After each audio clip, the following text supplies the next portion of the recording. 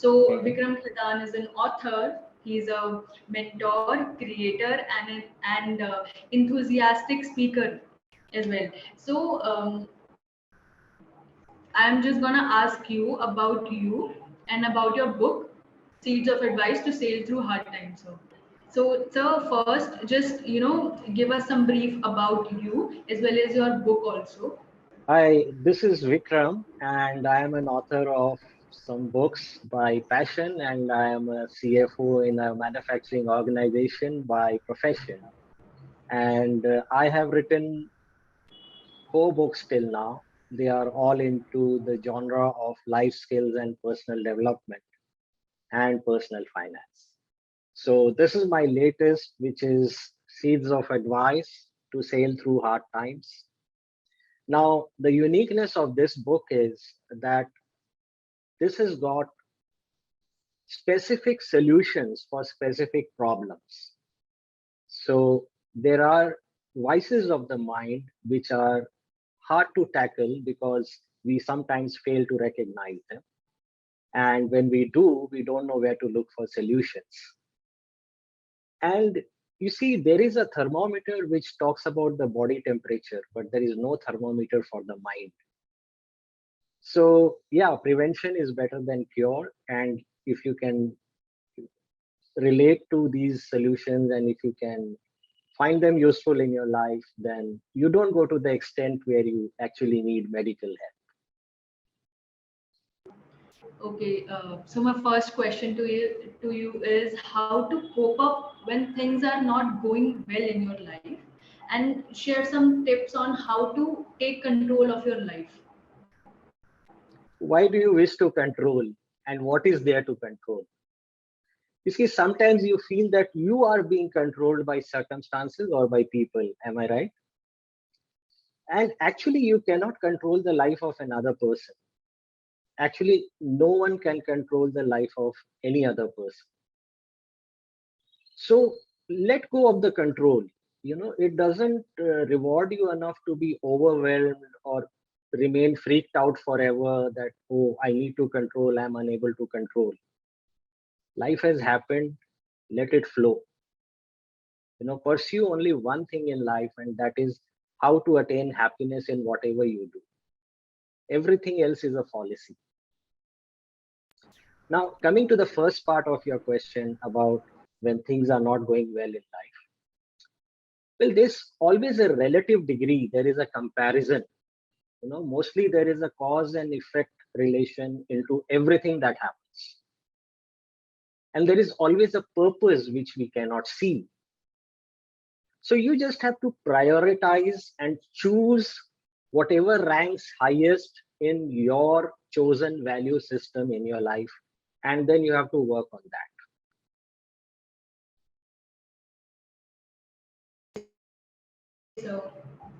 Okay, so my next question is, sometimes our own negative thoughts overpower our minds, and so according to you, how we can fight these demons? Because you know, in this generation that we live in, so almost everyone goes through these negative thoughts, and sometimes people are suffering from it.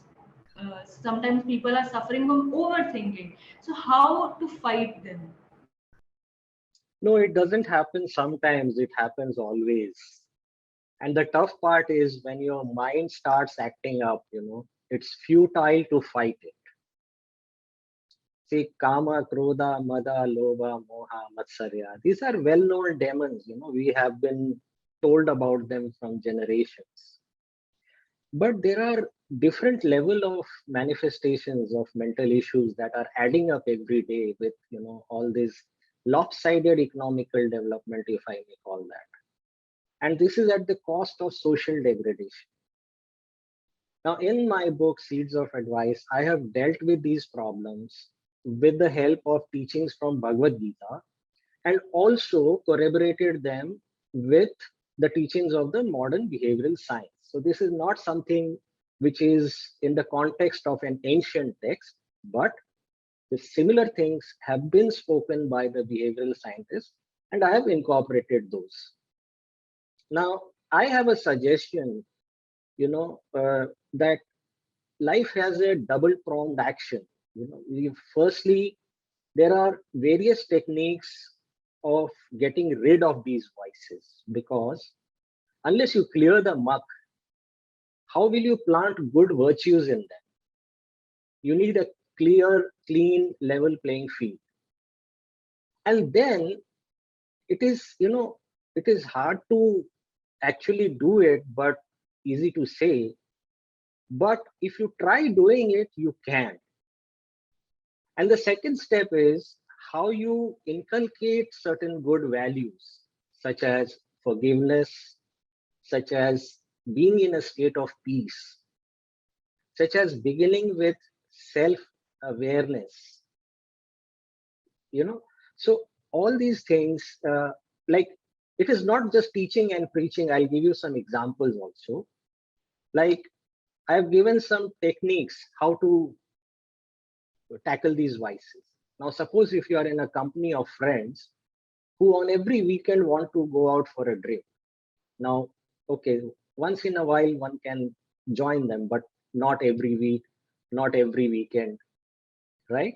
So what do you do? And what I did was, I took up some courses which would happen on weekends. So they saw the genuinity in my cause and just spared me.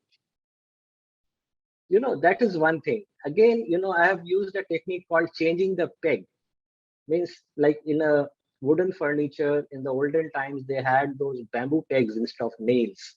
So when one peg got rotten, they would just hammer a new peg in it. So like that, if you want to get rid of one habit, you have to develop another simpler habit to get rid of that habit. So these are some, practical techniques that I have given in this book. So it's for you to read and discover. Okay, so thank you.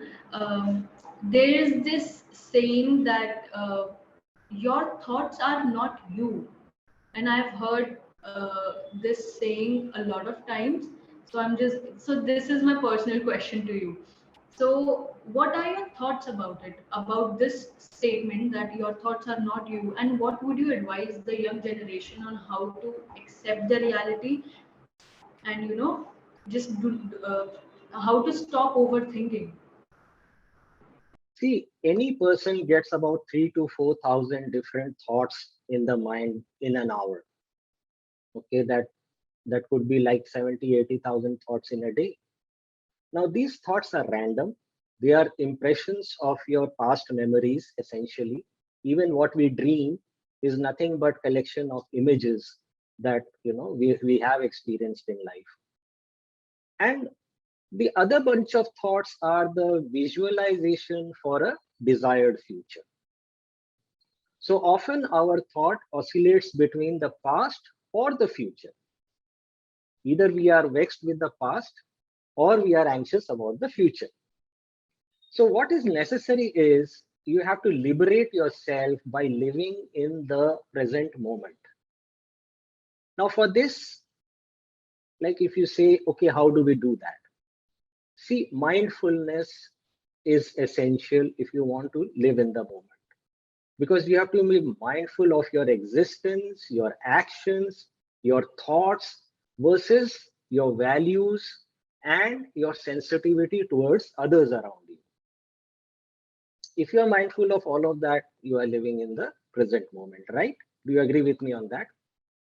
And at the same time, you can mindfully train your subconscious mind to communicate with your conscious mind, and that would help you in utilizing your hidden energies, because our brain consists of 90% of conscious mind, subconscious mind, and 10% of conscious mind. And there is a disconnect often because we have not trained our subconscious mind to communicate with our conscious mind. So if you start doing that, you will be able to harness more energy from within you, right? And my advice to youth, or to anybody for that matter, is that your thoughts are very empowering. It is not that the thoughts are not you, they are very empowering, and you end up becoming what you think you are. Therefore, it is necessary to inculcate those thoughts that are supportive of reaching your goal. Right? Now, if somebody wants to become an athlete or a cricketer or whatever, I mean, it should not be like on the back burner. Make it your passion, bring it to the forefront. That should be overbearing in your thought forever. Right? And now the challenge is, how do you do that? Well, again, it begins with self-awareness, first of all, and the destination is self-awakening. Now, what is the difference? Self-awareness is, I said, you are mindful of your existence, the happenings around you, the sensitivity to people around you. And the self-awakening is when you get to identify your real self apart from your given social identity. Like somebody says, I'm a author, I'm a doctor, I'm Vikram, whatever. That's the adopted identity. That is what you respond to in the society. But there is always an inner you that you have to discover. So once you are able to do that, and there is a burden of this external identities on your mind all the time, and you have to conform to some perceived images. Instead, you emulate an innocent child, you see, that can be happy by himself all the time without putting up any facade. And that is what, most yogis are attaining themselves in an ultimate state of life. So that's my advice to people. Okay, so thank you. My next question is, people nowadays are going into the dark web of using drugs, alcohol as a way to feel happy and to get that dopamine rush in themselves just to avoid the reality. So what do you advise to those people, that how to stop living in denial and start accepting the reality that is happening around them? See, let us first try to understand why someone is doing these substances. You see, when your brain is acting up against you and you are failing to communicate with it, as I said, the connection between the conscious and subconscious mind, then you are overwhelmed and you are in pain and you are unable to handle your own brain. That is why you want to numb it for some time. And then you are doing whatever possible, using whatever chemicals or substances that could numb your brain. Now, any such substance has a limited period of efficacy. You numb it once and then it wears out after some time, and then you experience the pain again. So that is not the permanent solution. Now, then what is the solution? Now, first of all, people living in denial, you have to stop living in denial, because firstly, you have to accept yourself. It's very easily said, but hard to understand. People are absolutely unforgiving when it comes to self. Treat yourself like a good friend. Forgive yourself for what you could not be, or whatever are your perceived goals which you could not achieve. Forgive yourself for that. And then forgive others whom you hold responsible, for your failures, for people who perhaps have wronged to you. Now you have to find peace in yourself, because unless you find peace in yourself, you can't even enjoy a meal properly. So find a purpose in life and devote your time and energy towards it. This is one thing. Now also try to understand that our body in itself is a chemical factory. By this, what I mean is that when you are stressed out or freaked out, you produce, the body produces something like, it's called cortisol, which triggers the fight or flight kind of steroids within you. Now imagine the side effect of a steroid if you are continuously freaked out for a long time. That is why you have to be at peace with yourself and with others as well. Now, there are some positive hormones also which can be produced within the body, dopamine, as you said. It's a reward hormone. When you complete a task, you feel rewarded. Like, I wrote my book, I felt rewarded. I published it, I felt rewarded. I launched it, I felt rewarded. So you have to set small targets and you have to achieve them so that you feel rewarded. I mean, don't set huge targets like a world hunger project. No, but set small targets, achievable targets, achieve them, and experience your dopamine.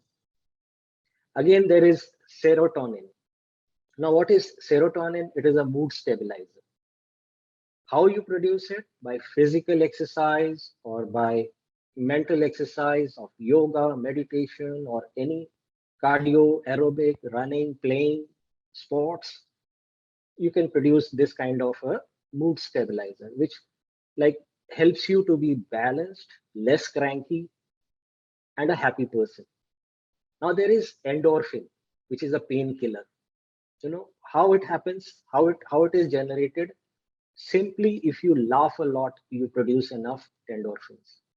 Watch a comedy. So much of stand-up comedy is happening. Tune into one, make it a point to laugh at least for some time in a day. And then there is a oxytocin, that is a love hormone. So if you are in a companionship, a relationship, you can produce enough of oxytocin. It's a feel-good hormone. Also, if you can, if you have children, play with your children, or if you have pets, play with your pets, similar oxytocin is generated. So you can make use of your own body to work for you and refrain from taking any chemicals or medicines. Thank you so much, sir, for this information. It is a last question. Have you started working on your next project? And if yes, then share some information about it. You see how I start my books. Like if next project is my next book, if you mean, uh, I keep getting ideas. As I told you that we generate so many ideas. So when I get those ideas, I keep noting them down. I have maintained a diary, which I call it my thinking box. So, I jot down those ideas. Then I make a mind map out of those ideas. Okay, if I want to develop on this idea, what are the things I want to include in this? And like that, I have got several mind maps already there in my thinking box. Now, I always give it give a break after publishing one book because again, I have to be recharged. I read a lot. I watch a lot of things and have to feed my brain with fresh thoughts. I have to drive out my old book out of my mind first and then feed my brain with fresh thoughts. And then perhaps I'll prioritize one of those mind maps that I have been working on. On the other front, I see that the youth nowadays is restless, to give them a book like this is just a 200 pages book, but give them a book, they may take a month to read it. It's, I mean, no longer those kind of voracious readers who can, finish a book in a day. When we were kids, there were no entertainment, so we could finish a book in a day, but not now. So for them, what I did is I started a YouTube channel called Sip and Talk with Vikram. And in that, I have a segment called Lateral Learning. Now, what I try to aim at is a 15 minutes video specifically imparting some skill or some knowledge about life. So that is a parallel thing I'm doing. Yes, I'm going to start with my next book very soon. Thank you so much, sir. It was a delight having you. Thank you. Likewise, I am honored and very delighted to be on your interview. And I hope this good work that you are doing is spreading out to the masses. Thank you very much. Namaste. Thank you so much, sir.